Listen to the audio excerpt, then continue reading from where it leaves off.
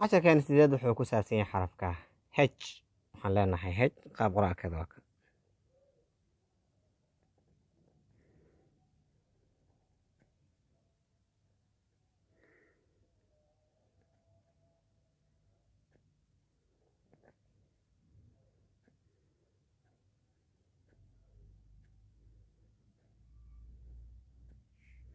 higaad,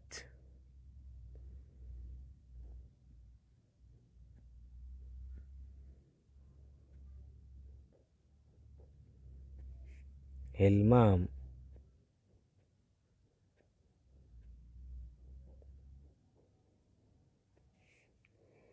hooyo,